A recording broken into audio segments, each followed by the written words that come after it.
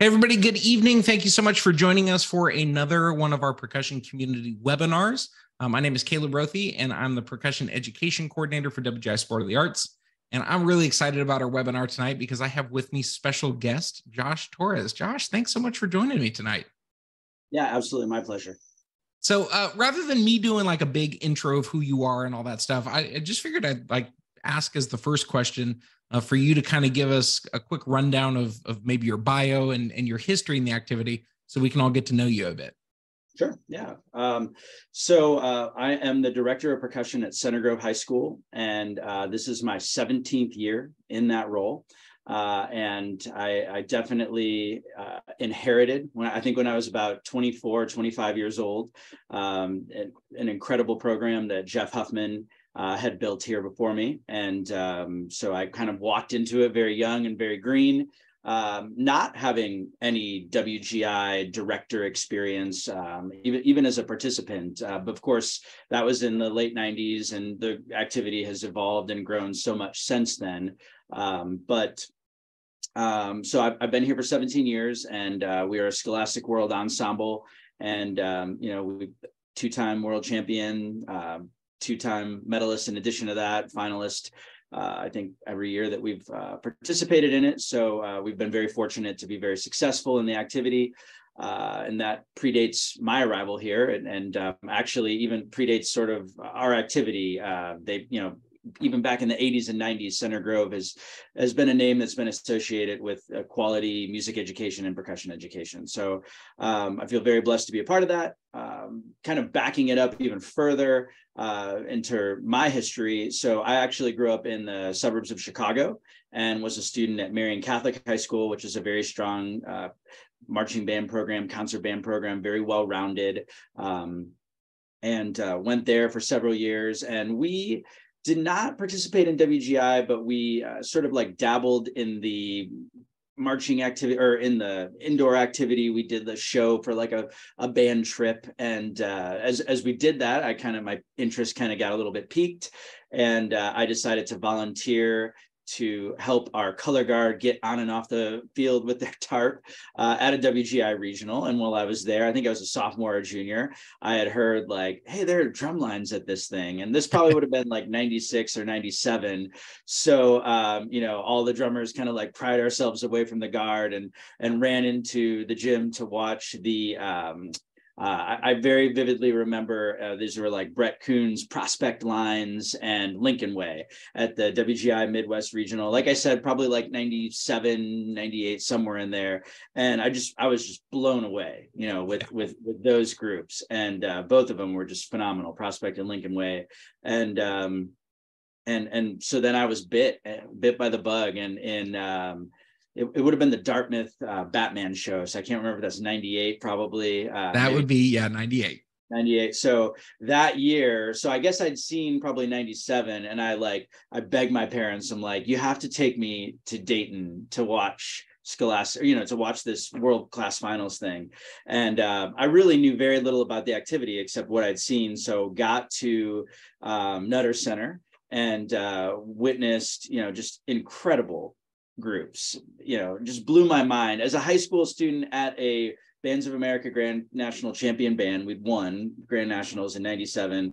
To watch these drum lines, it made my jaw drop to see, Dartmouth and North Glen and just so many incredible programs. And so I was totally into it. And then kind of flash forward, as a college student, I went to the University of North Texas. And so that kind of took me out of the Midwest. And as you're probably aware, in the late 90s, early 2000s, there wasn't a lot of WGI activity in the North Texas area. So, I'd had a friend that was there that was kind of at King Philip, and we sort of bonded over some WGI stuff. But while I was at North Texas, we did the PASIC drumline competition, which was sort of like phasing out as WGI was really ramping up. So I was in, the UNT A line, and, learned under Paul Rennick and did that, and right about like halfway through my time there, I kind of decided, as many of us do, like, I think I'm done with this like drumline thing. I want to play in an orchestra, or I want to teach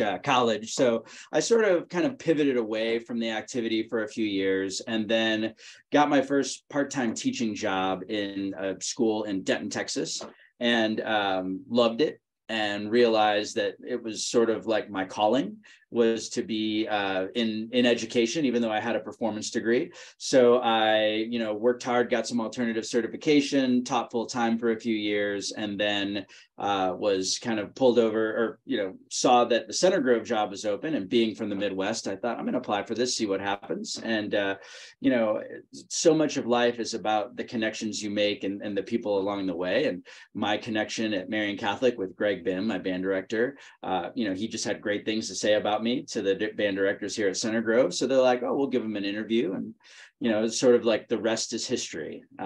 So in addition to my role here at Center Grove, I am also the drumline coordinator for the Indianapolis Colts NFL drumline. I also do a part-time adjunct role, like 2 days a week, in a very small role at a liberal arts college, Franklin College. Then I'm a full-time band director at Center Grove. My role is percussion specialist, percussion director. I do pretty much teach percussion all day, which I know we're going to talk about here in a minute. And then I write, I arrange for a few groups, but I try to keep that sort of in check because I have so many other things going on. In the past, I was involved with Troopers Drum and Bugle Corps, but as my boys got older and kind of something had to give, that was definitely summer is sort of my sacred family time. So, that's just kind of a brief rundown of kind of where I'm at, in the activity. Yeah, that's all fantastic. And you are such the perfect person to speak to a couple of these topics that we want to talk about tonight. So I figured what we would do is just jump straight on Center Grove, because I think most people watching this webinar right now are going to be familiar with Center Grove, the WGI Indoor Percussion Ensemble, like consistent, like long-time world-class finalists, perennial every single year. Appearing with that cohort of just the best of the best in the activity. But I know you, in addition to the indoor percussion stuff at Center Grove, you have a very robust program that also participates in festivals and concerts and clinics and things like that. So would you mind giving all of us kind of a brief rundown of some of the program's accomplishments, some of the amazing things that you've done kind of on both sides of the coin? Yeah, absolutely. So, kind of all of my past experiences definitely shaped, being a student at Marian Catholic, being a student at North Texas, coming in here to Center Grove. I walked into a group that had won 2 back-to-back Scholastic World Championships, and that was a lot of pressure and a lot to walk into. And in my first several years here, I think the group was sort of like top half finalist, and then since I've been here, I think like we've been silver and bronze, and then often in the top half. So that kind of like sums up the marching realm. But in the concert realm, when I got hired, that was sort of one of the things. I was debating whether I would make this comment in this webinar, but I figure why not? Let's be truthful. So I was like a 24, 25-year-old kid who's I say kid, but young adult, interviewing for this role at Center Grove, who was this monster program. And I knew coming in that if I was going to be a part of the program, that I wanted it to be well-rounded. I wanted to do all the things, and I told in the interview, I straight up said, I'm like, if you're looking for someone to win another Scholastic World Championship, I'm not your guy. But if you're looking for someone to take an ensemble to PASIC, to Midwest, and to still do the Scholastic World thing at the top level, I'm like, I'm your guy. So that was sort of how I sold myself in the interview, that I knew the program had been, heavily focused on marching, and I was interested in kind of bringing the well-rounded approach to it. So that they listened, it worked. And since I've been here, we have played at Midwest, we played at PASIC, we have been one of the winners of the Black Swamp Ensemble competition, we played at our local state festivals. So we've done a lot of things that have helped like get us out into the community and play some of those feature concerts. And in addition to that, we also have, a very just, I guess, whether we're doing that or not, we always take the concert percussion stuff to the same level as whether we're playing at PASIC or we're not playing at PASIC. So kind of what I mean by that is every fall and right around November, as marching band's wrapping up, we do a kind of concert right around PASIC time. And oftentimes it's worked out that I have become the go-to guy for ensembles coming in from PASIC that like, hey, we're doing a concert, or we're in town, can we do a preview concert at your school? So that started maybe 5 or 6 years ago. And I think since then we've had like TCU twice and Nebraska, IU. So we've been really fortunate, South Carolina, to have all these colleges and high schools come in and do concerts. So we kind of just started like, well, why don't we just kind of share a concert with them? Our kids get to watch them, they get to see us. So that's something we do in the fall. And then right around like a week or two ago, we do our big, we call it Night of Percussion concert. And that actually involves both the middle schools, and I teach at one of those, which I know we'll talk about soon. But we do a big concert that's sort of 6 through 12, every percussionist plays. And, we play a lot of, very serious rep for that concert. So that sort of kind of keeps us in the mindset of having that big performance, whether we're playing at a state conference or PASIC or Midwest, or, just doing our local concert. It's something that we can always have to shoot for and strive for. In addition to that, we also have some world music things going on through a series of grants, some through our like local education foundation, some from some outside sources. We've been able to purchase like a whole set of steel pans, a set of African drums, a set of Afro-Cuban drums, a set of I'm trying to think what else. Oh, Brazilian drums. So, as we get into this time of year, kind of March to May, we sort of make that a focus of doing a little bit of the world music stuff, kind of introducing the students to some of those concepts. And they don't get to play in all 4 of those kind of things at the same time, but like with our freshman percussion class, we might focus on Afro-Cuban, while in the top group we might work on Brazilian. So we kind of like spread it around a little bit from year to year, and then we usually all the kids play on a steel pan chart as well. So our students are really busy around here at all times. They're usually doing indoor drumline or marching band after school, and then during the school day we're doing percussion ensemble, playing in our band music, or working on sort of world music skills. That kind of takes me straight to our next question, which is like, I'm just in such awe of how robust the total percussion program is there. It seems like you have a really healthy mix of all these different experiences. And I know a lot of people talk about, it's so difficult to do this, or, almost it's impossible to have a top level WGI group and participate at that level and then still have space and room to do all these other things with percussion in kind of a scholastic setting. But certainly your program at Center Grove is a testament to like, no, it is possible. It just takes some, logistic planning and certainly a lot of dedication and commitment to do that. So I'm wondering if we could maybe next talk about like logistically, how is this all structured at Center Grove? How do you go about structuring the day and the outside rehearsals and what's kind of the shape of the total program that you have? Yeah. I've had a lot of, as you're, again, we mentioned Texas. I taught there for a few years. I went to college there, and there's a lot of programs there that, that are really stress the importance of being well-rounded. And I've had a lot of conversations with those directors who kind of asked that very thing, like, you guys do it and you somehow do it. How on earth do you do it? And I think, and again, there are some great programs all around the country that are doing these things. So, but what I would say, what we do is kind of my mindset was years ago was, if we're going to do marching band and it's all after school, and we're going to do indoor percussion and it's all after school, it was sort of, okay, let's make those activities the extracurricular activities. So if you come to our school while school is in session, you're not going to hear a marching drum. You're not going to hear the kids rehearsing any of their music during the school day. All of that's going to take place after school. And, they want to sometimes like get in there and run a lick or things like that. And I just sort of always tell them, the way that we achieve the balance we do is if we keep that there and this here.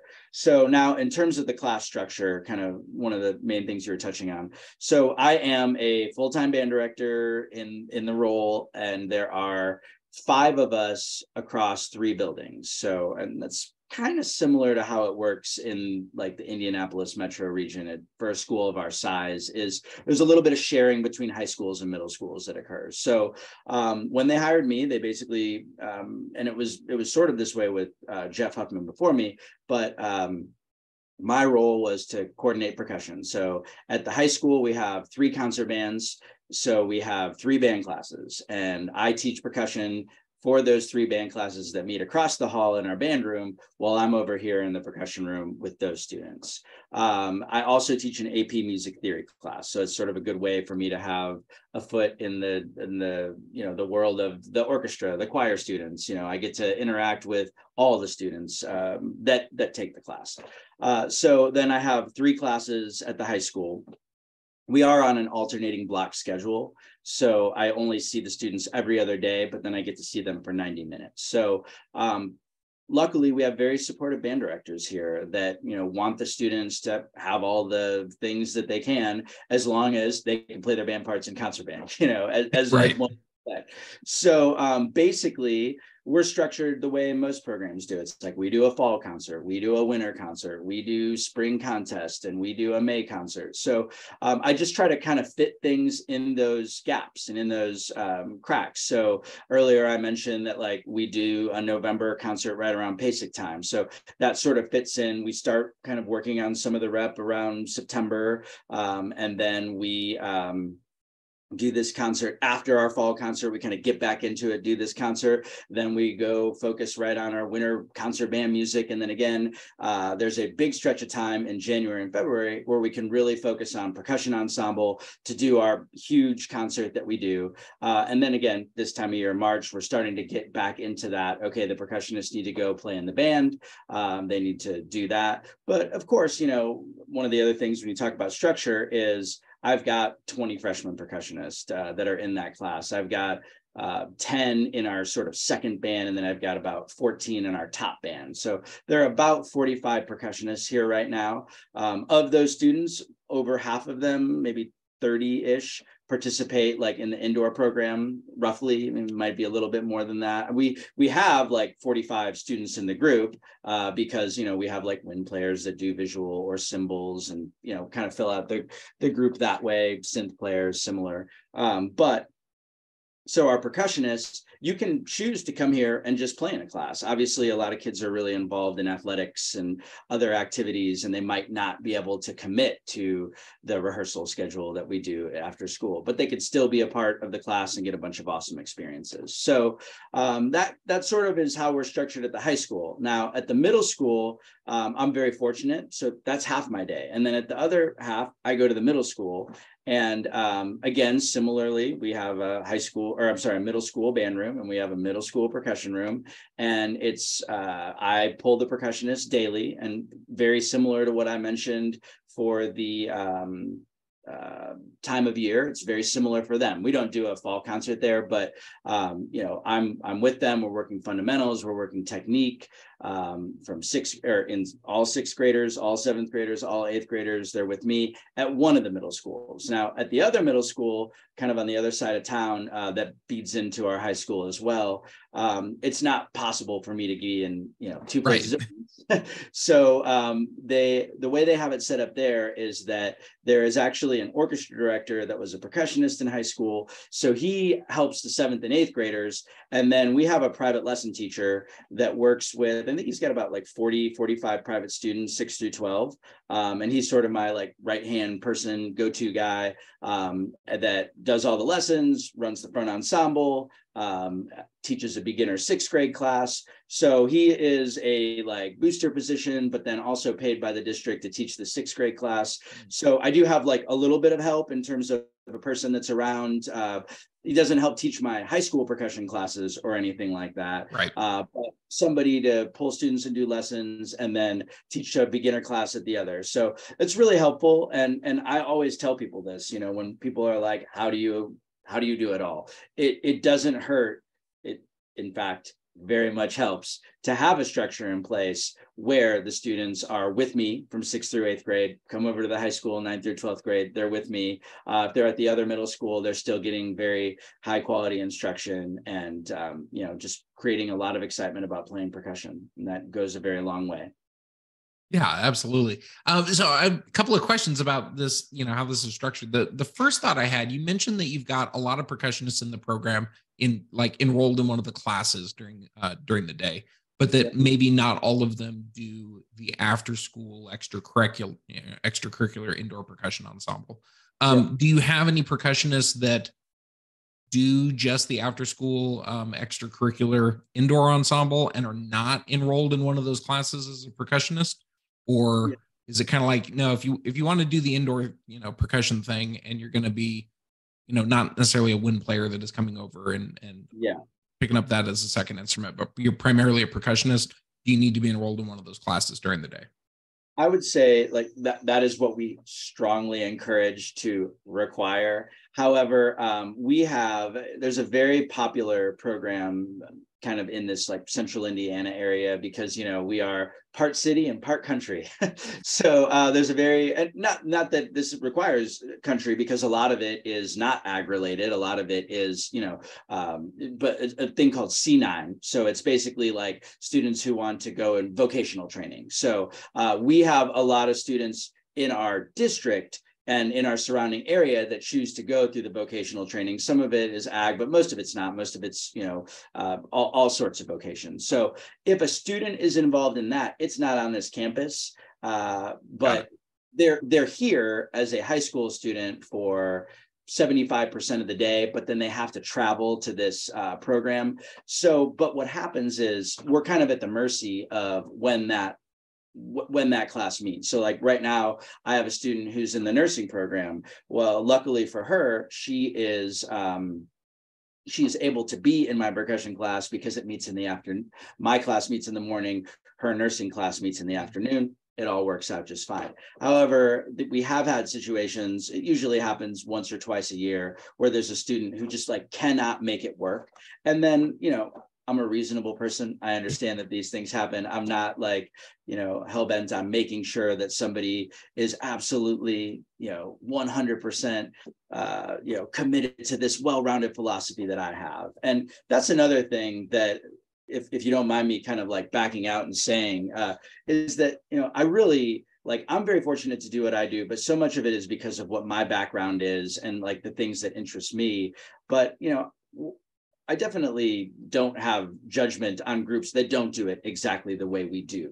I think that one of my biggest suggestions on teachers is like, you have to find the things that make you tick and inspire you, and then your students really gain from that.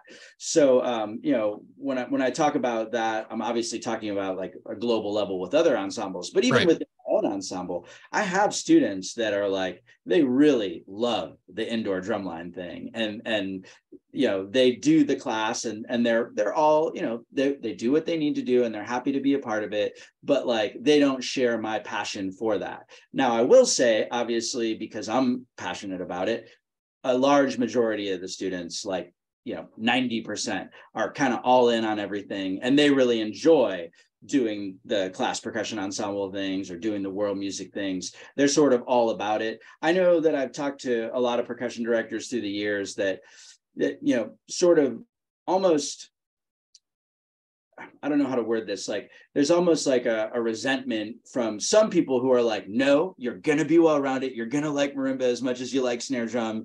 Take your medicine. It's what's good for.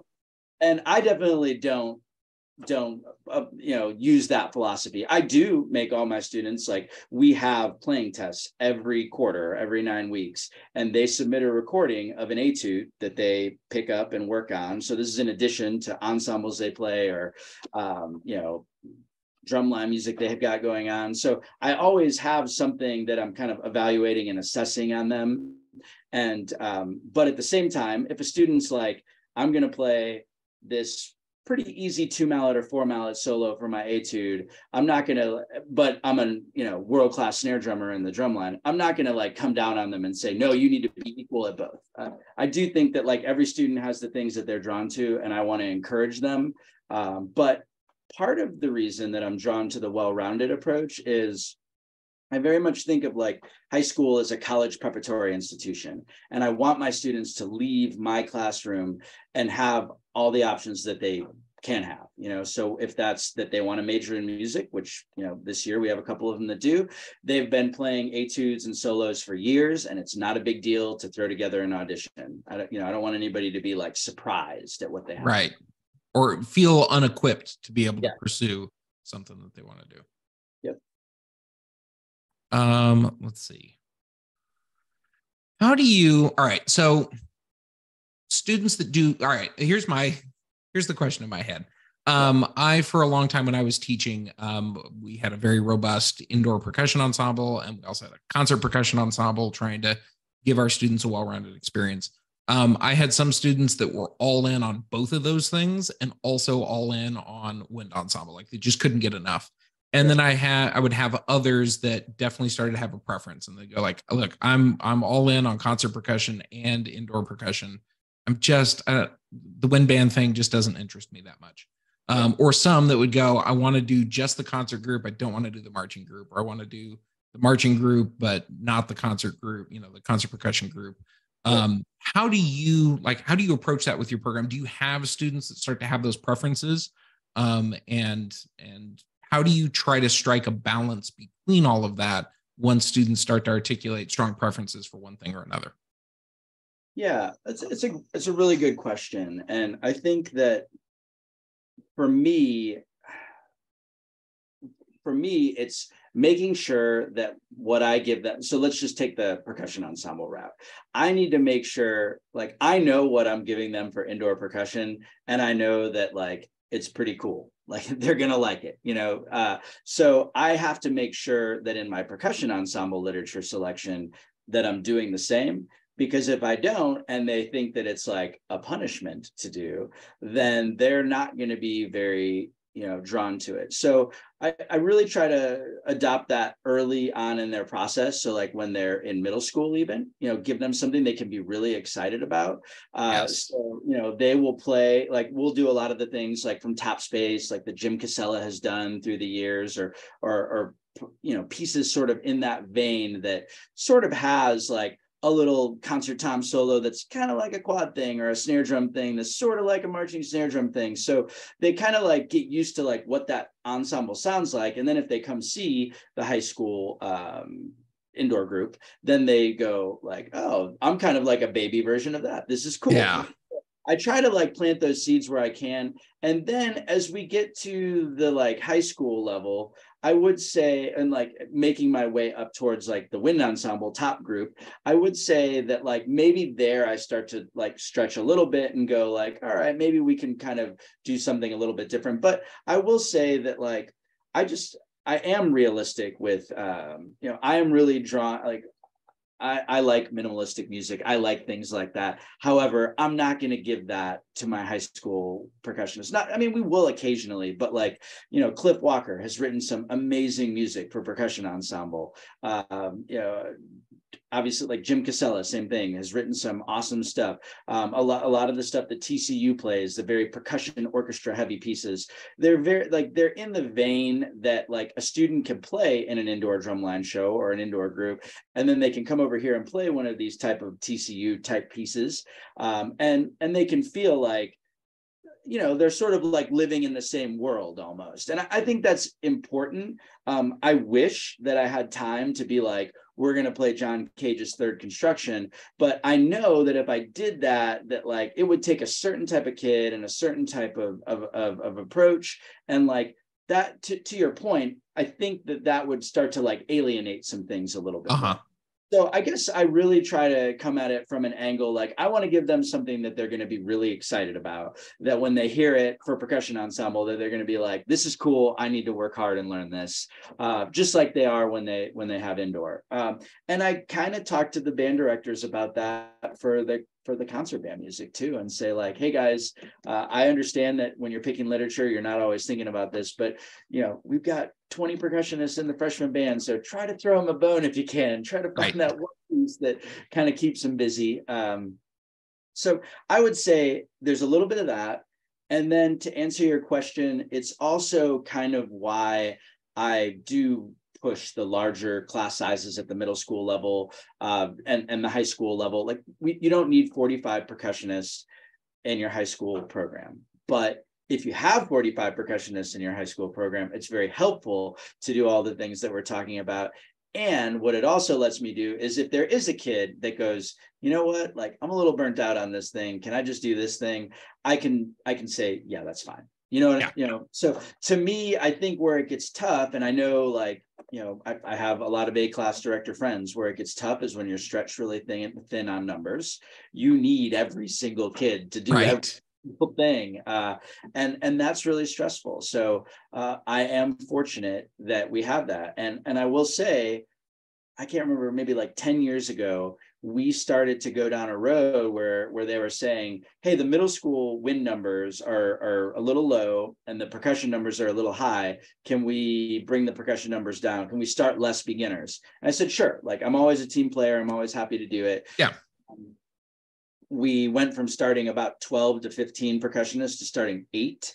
And man, I tell you what, it was like perfect clockwork. Like whatever year that was, like 5 years later, our numbers at the high school were, like 75% of what they had been. Mm-hmm. And it was like, like all of a sudden it was like, we were relying on like, I need you to do this. You have to do it because we're starting to get really thin here and we need you in this role. So, basically, I think that starting 12 to 15 percussionists at a middle school level is on par with 115, 120 sixth grade beginner total band kids. And kind of talked to the band director about that. And they were like, yeah, 8 is kind of small because if 1 or 2 drop, then I got 6 and that doesn't even cover the parts. So everybody was sort of in agreement that like 10 to 12 is a reasonable number. But, it's certainly anymore becomes harder on the teacher, but beneficial down the road, just having, depth to your program. Yes. Yeah, absolutely. You mentioned something that I just want to emphasize really quickly. You talked about, if I understood you correctly, really programming high interest pieces for students to work on.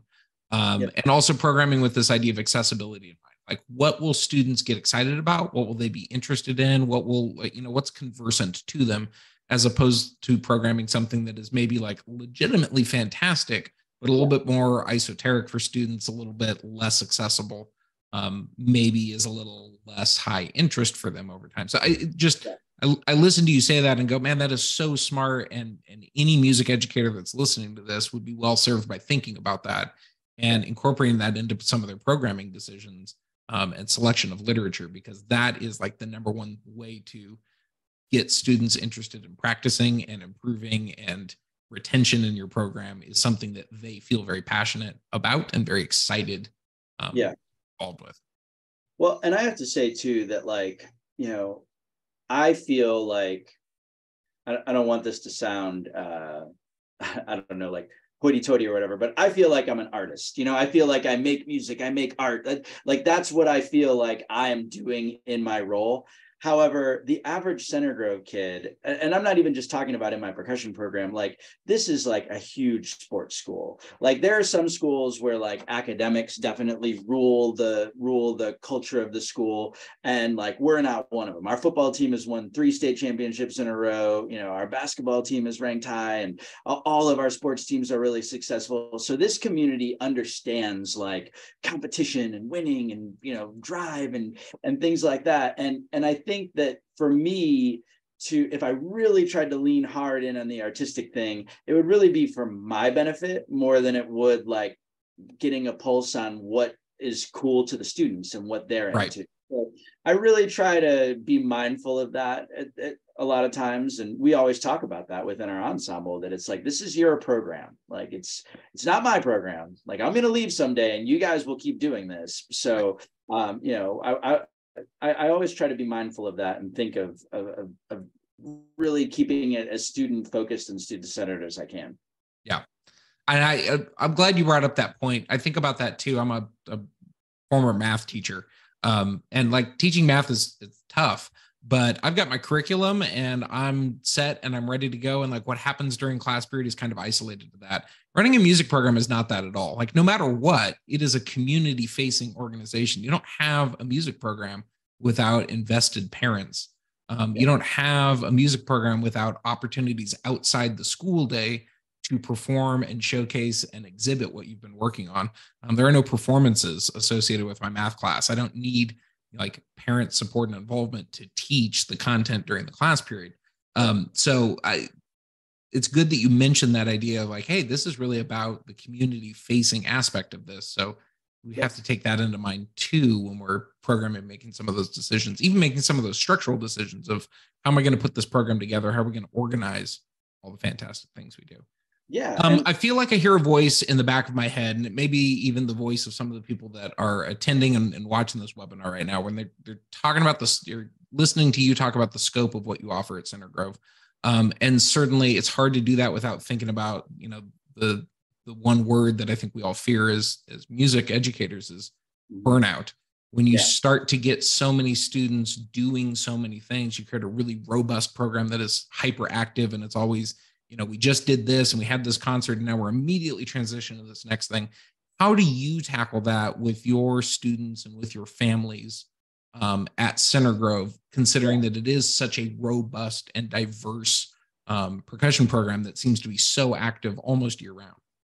Yeah. I know that it was something that I actually inherited from Jeff Huffman when he was here, is like, when marching band ends, we need to take a break, and I know a lot of programs have where, as soon as it ends, they got auditions cranking up and they got a couple minutes on the floor and it's not even January 1st yet.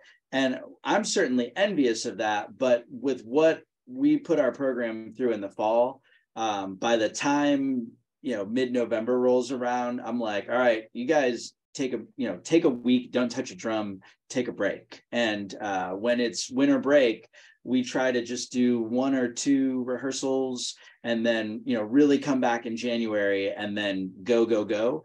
And I think that's really important. And, one thing, I'll come back to this point, but one thing is like all of these things that we're talking about, like even the solos and etudes they play, the percussion ensemble music, the band music, the marching band, that they all sort of feed each other to create a kid who is very, they're really talented. They really are. And it's if you see our percussion ensemble play, or if you see the drumline play, it might not even necessarily be a reflection of how talented they are. And like sometimes like that's on us as a designer, like, oh man, we got to make this more obvious. Or I know that everybody, feels that way about their students. But my point is, as you do these things and it builds them up, it then allows you to be like, hey, we're going to take a break so that when it comes time to do this, then you need to be ready to go. So I do think that like, that helps too. The level of individual achievement being higher helps us kind of take a break and then come back in January and really dive into this. Same thing, like when April ends, they do have concert band contests in April, but then it's like, let's take it easy in May. And then, okay, let's get the group set. And then let's take 6 weeks off in the summer and then come back for 2. So I am a strong proponent of when it's break time, take a break. And for me and my family, like it is what makes us really kind of strive and drive to the next thing, is having those breaks on the horizon that we can, even with my wife and kids, for us to be like, oh, we know we've got, spring break coming up, or we know we have summer coming up. So it kind of makes you work really hard until you get to that point, and then let's actually take a break. Let's actually step away from this.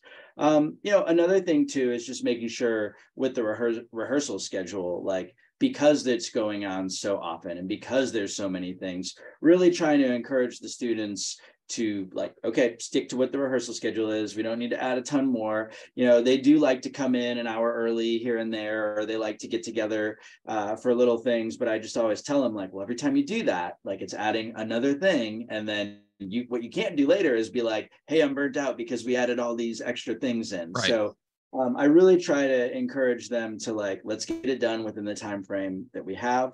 And then also, I think that like Man, it's like if you keep the kids, if you keep it a positive experience while they're in the things, and then you mentioned families and the rapport that it creates. I mean, I always talk to that at our opening parent meeting. When we have an indoor percussion, I always say, like, you're going to be amazed how much closer this brings you and your high school kids together. The more you invest, they're already investing so much. You're going to be sitting around the dinner table talking about, the props or the show or the weekend. And so I think that, like, creating that positive culture helps people, like, really get excited and want to come back for more.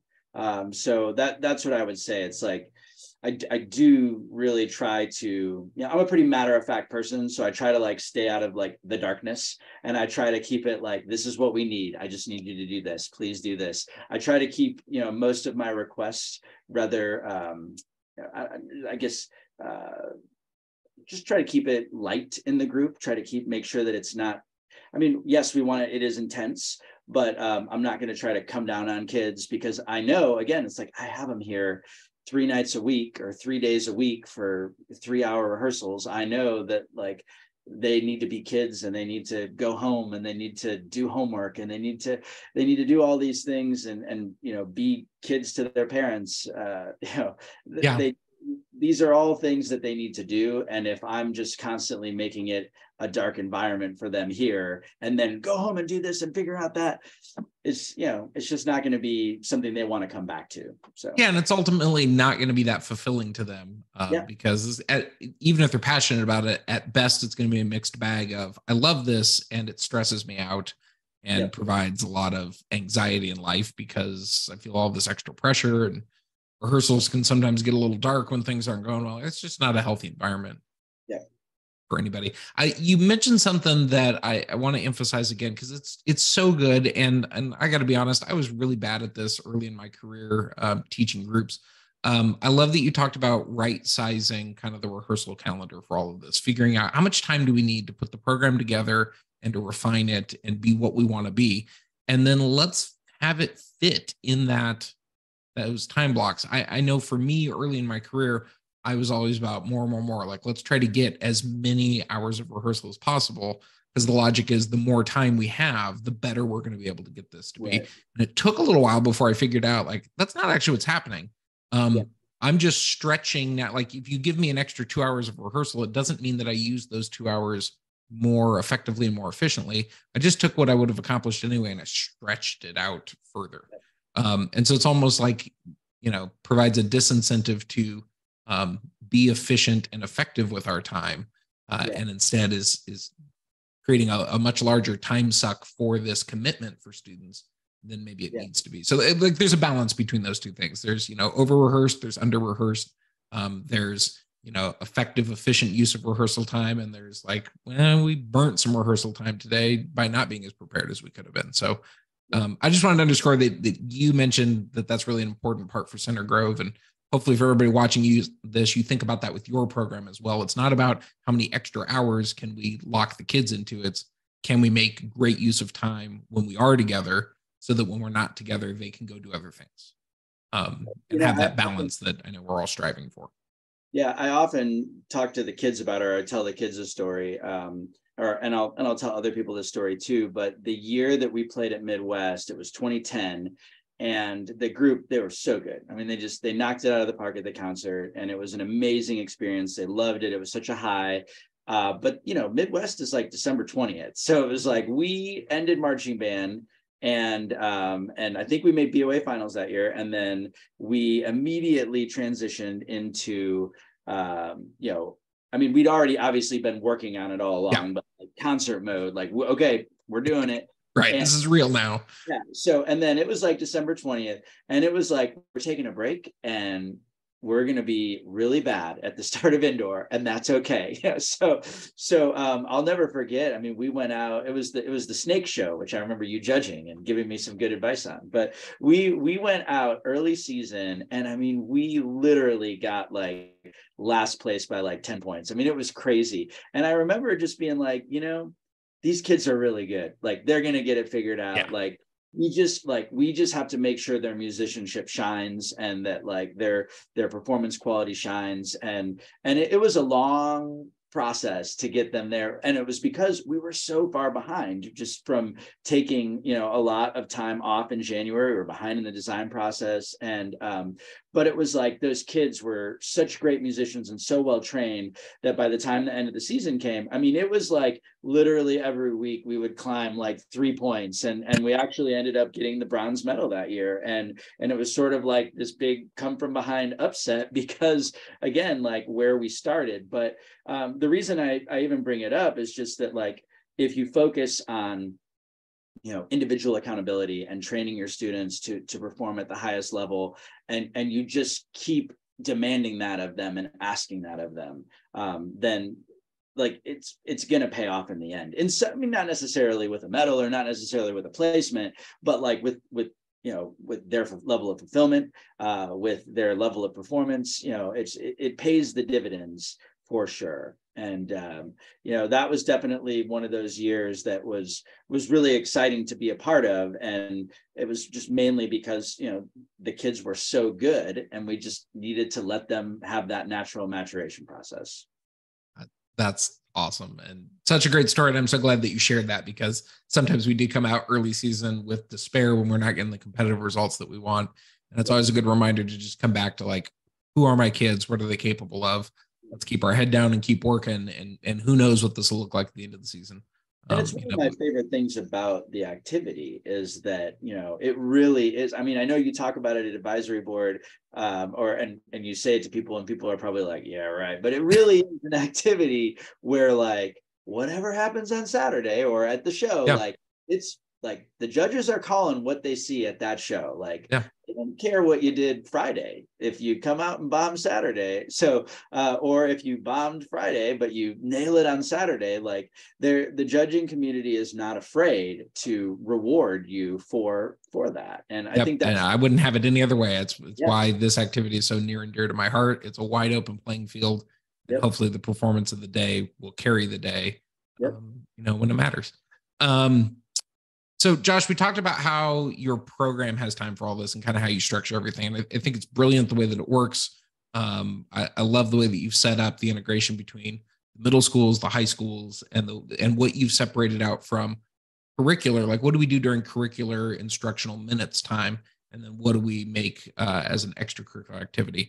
Mm-hmm. But my question for you is, I know the program has time for all of this. Yeah. How do you have all the time for this? Yeah. Part of it is that it certainly doesn't hurt being married to a band director. So my wife that's step one, everybody. Yes. So find a band director, marry. So no, my wife is a director of bands at Hamilton Southeastern, which is Indianapolis is right in the middle. Hamilton Southeastern's up in the northeast corner. Center Grove's down in the south. So we live downtown and kind of commute out. And that is, you know, honestly, is like having a partner in crime that understands what you're doing is huge. And obviously, like, there's times where I am crazy busy and she's less busy, and it flips. You know, there's times when she is busier and I kind of take the back seat in terms of, okay, you know, especially when our kids were really little. So I have a 6th grader and a 4th grader now, and in some ways it's like easier because you don't have to be like on top of them all the time. Mm-hmm. However, in some ways it's harder because they're in all these activities, and, you know, right, like baseball and basketball, and we got to get them here and get them there. So, you know, one of the things that I'd actually, you know, jotted some notes down on this is just that, like, you know, we really truly do sit down like with a calendar every Sunday and go, all right, what are you doing this week? And, you know, and kind of go, okay, like, who's going to do this and who's going to get that? And there's, you know, so there's a period of negotiation. But I think part of it also, though, is like, I know what my limit is. And, you know, I'm not one, if you were friends with me on social media, I'm not one to say like, hey, I'm looking for additional this or additional that, because like I'm tapped out of what I can do, you know, and I know what that is. And I'm not afraid to say that. I'm not afraid to say like, you know, I'd love to write for more groups in the winter, but I know that means I probably wouldn't, you know, see my kids and put them to sleep, or I wouldn't get to, you know, just be a normal human at times. So I do think that it is important when you're young to kind of say yes to things and try to do different experiences and avoid turning things down if you think that it's going to be a good opportunity. But like as you age and as you kind of get a family, get married, have kids, that then you kind of have to be realistic with where your priority balance is. And for me, it's like, and my wife and I talk about this a lot. Of course, like my family is my priority.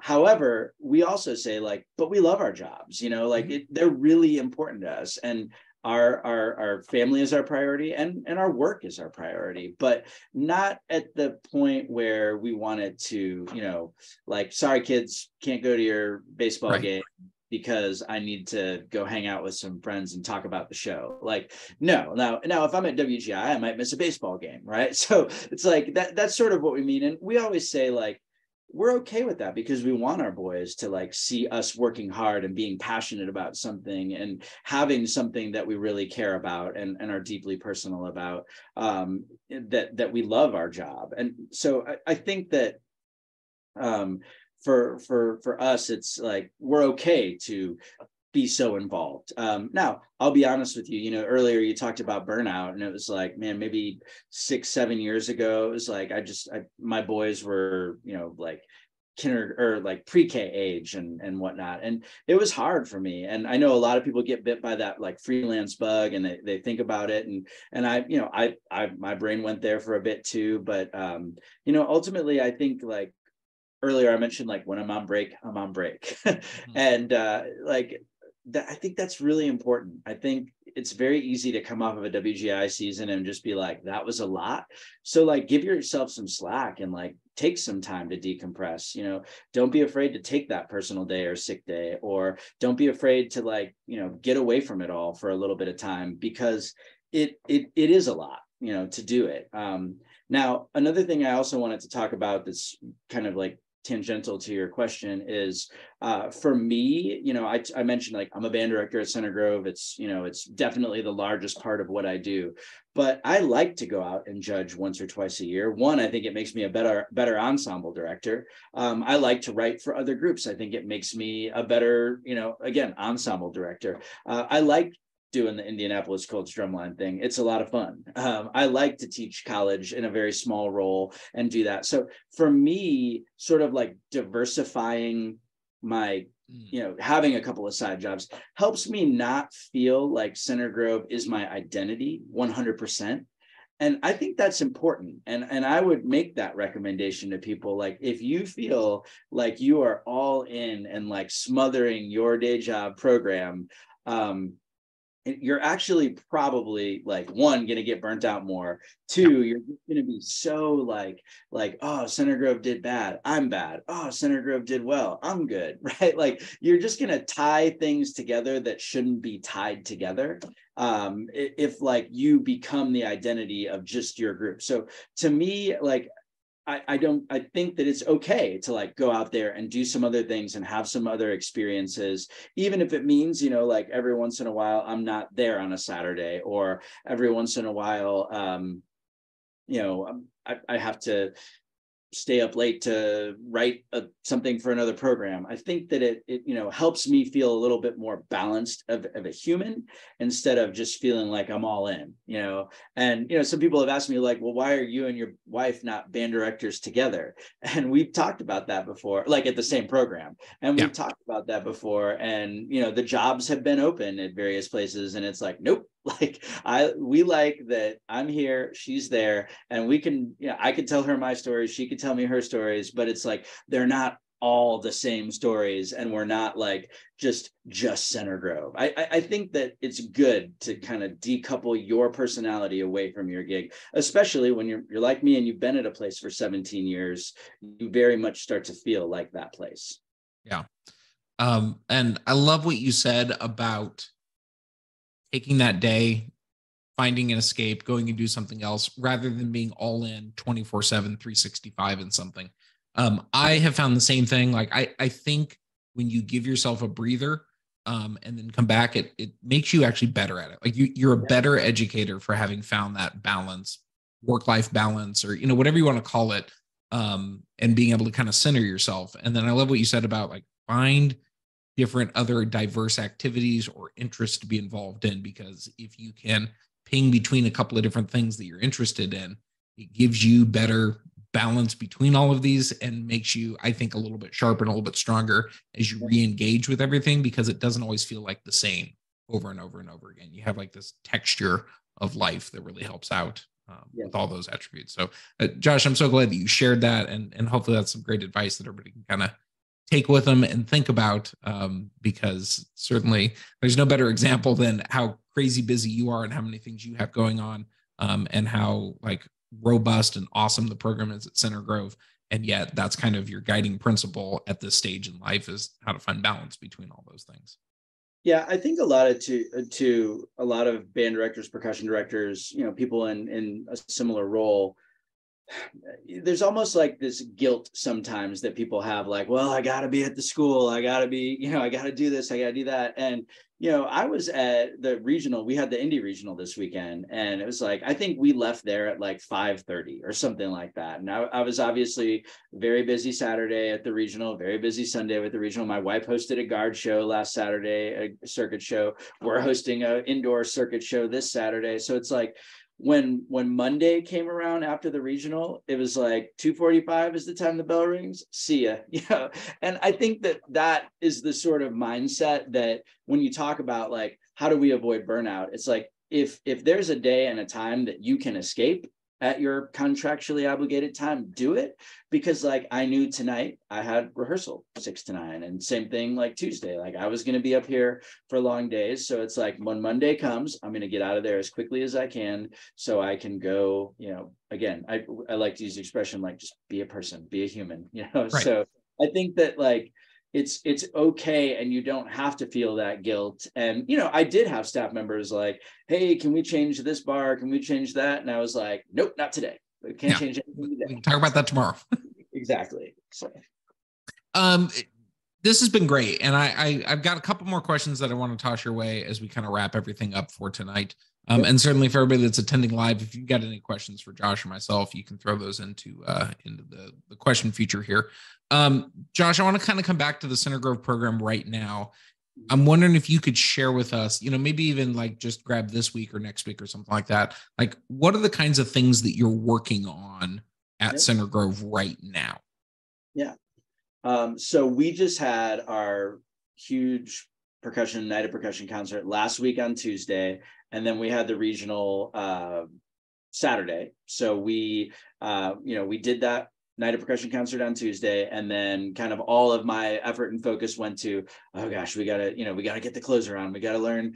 So obviously, again, during the school day, during afternoon, like it's different, but still like where my head space was at. So like this week, now that like we're post percussion concert, now it's all about making sure the kids have their concert band music, and they're starting to go across the hallway occasionally and do some full band. They're already like getting over there because the band director always wants them as soon as I can give them to him, he'll take them. So I would say like we're sort of transitioning there, but the kids were really good at this concert that we had Tuesday, and we've decided to take a couple of the pieces, and we're going to record, a few things probably after our spring break in April. I haven't decided yet, like maybe we'll apply for a PAS percussion ensemble competition. Maybe we'll just do the Black Swamp, but like, I was really excited and happy with their preparation. So I want to keep a couple of the pieces going. So, I try to, when I'm assigning the band music, it's like, ooh, okay, these kids over here are playing on Promise Music by Cliff Walker. So these 8 will do this while those 5 go over there and do that. And, so I can kind of create this like little rotation. So we are scaling back the legit percussion ensemble stuff, and we will start kind of ramping up some world stuff here shortly in those in between gaps of them playing in full band. Then in the indoor thing, we just finished like putting on the last couple, or staging the closer on Tuesday. And then tonight we were kind of getting it all coordinated and kind of making sure everything worked the way we needed it to. And so this weekend we're hosting a circuit show, and there will be 2 other world-class groups there and ourselves, and in addition to like 35 other ensembles. Right. But like we will see some competitors, so we're trying to make sure that the show that the closer feels at the same level that the rest of it was. We did perform like 2/3 of the closer at the Indie Regional, and then just threw on like a kind of fake ending. And so now we're trying to do everything at the fullest. So that's sort of like where we're at in our year right now. And what does your rehearsal schedule look like for the indoor group right now? Yeah, so typically we do, and this is a shift. So we do typically a Tuesday night rehearsal for 3 hours, and then we're after school Thursday and Friday. And then we, on Saturday, it's our contest, so we'll come in a few hours before and do a rehearsal. But when I say it's a shift, before I had kids, we were all 6 to 9 rehearsals every night, or not every night, but Tuesday, Thursday, Friday. We did all evening rehearsals so that we could maximize gym space, and since I have kids, that's, been something that we've kind of peeled back to after school, because, when we end rehearsal at 6:15, that allows me to make it home by about 7 to like have dinner and, maybe watch Mandalorian, and then Exactly. get them put to bed, and again feel like I can still be a parent even though I'm in the middle of this crazy indoor season. So yeah. So I would say, and then in the days that we're not, Monday, Wednesday, those are sort of the like sacred get home as quick as I can and just not be in this world. Or on Wednesday, I teach some at adjunct at Franklin College I mentioned earlier. So yeah, that's sort of what our typical rehearsal schedule looks like. We do 3 days a week. I know in talking to like most world-class ensembles, I think that's pretty comparable with what most people are doing is 3-hour rehearsals. And then like, on Saturday, if there's a show, 3 hours of rehearsal, 2 or 3 hours of rehearsal. And if there's not, then, we occasionally do 9 to 1 or 9 to 4. So. Yeah, it sounds pretty comparable to a lot of those roadmaps that are out there. All right, let's see. One final question to wrap this up. I got it. Okay, Josh, you've been doing this activity for a very long time, and you just have so many different experiences in this, and I'm sure have had great successes and triumphs, and also times where you probably didn't accomplish all of your goals and things like that. Like anybody that's done this for a long time has all of those peaks and valleys and the full range of experience and stuff like that. When you zoom out and you look at the whole indoor percussion activity, what do you think you love most about indoor percussion? Like what would you share with everybody is really the thing that you find yourself loving the most about it? Yeah, there's a lot, and it's cool because I was not like born into this activity, so to speak. I kind of like came into it, but for me, man, what I like really look forward to every year is definitely a lot of it is the Dayton experience. So if you're a group that doesn't bring your ensemble to Dayton, I just have to like recommend that you get them there at some point. I know that's easier said than done, especially when you live in Indianapolis, to get your group to Dayton. But man, I know just the kids feel like rock stars there, and I think that's like the coolest thing that is when they get there and in the lot, and they've got all these people coming in to watch them, and they're all there to like want them to succeed. Like nobody's standing in the lot like discouraging other groups. It's in fact like the opposite. Everybody wants everybody to succeed.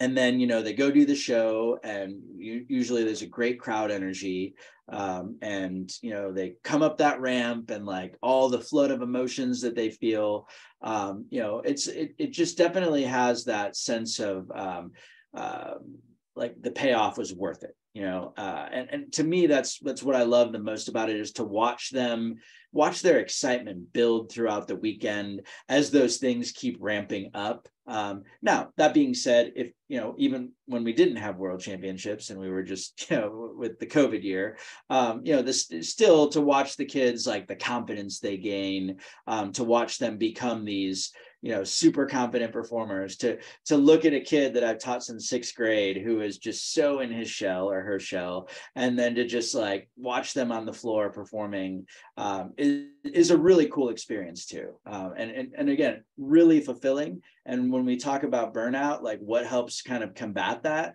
it's definitely things like that, like the investment kind of paying off. It's definitely one of my favorite things. Yeah, that's so well put. And I just always reflect on, for our performers, these are like memories that they will carry with them for the rest of their lifetime. And there's few, the high school years are amazing and also terrifying and terrible all at the same time as a student. But the idea that we could allow them to experience this sense of exhilaration and accomplishment and form these memories that they'll carry with them forever.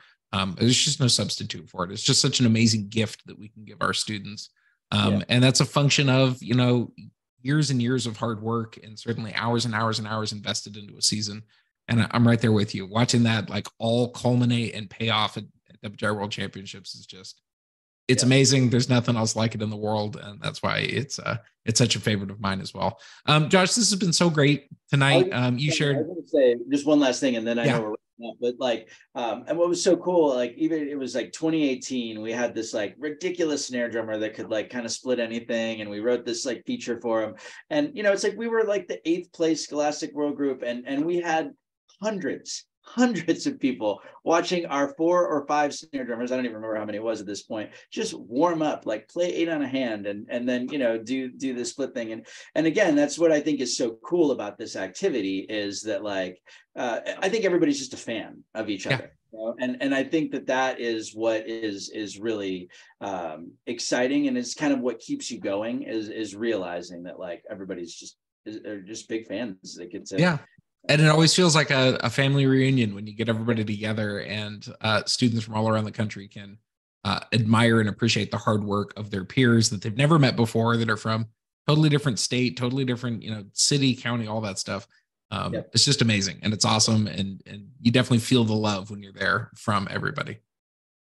Josh, as I was saying, this was so great tonight. You're so gracious with your time and provided so many practical tips and suggestions, I think, for us, and like great solid recommendations.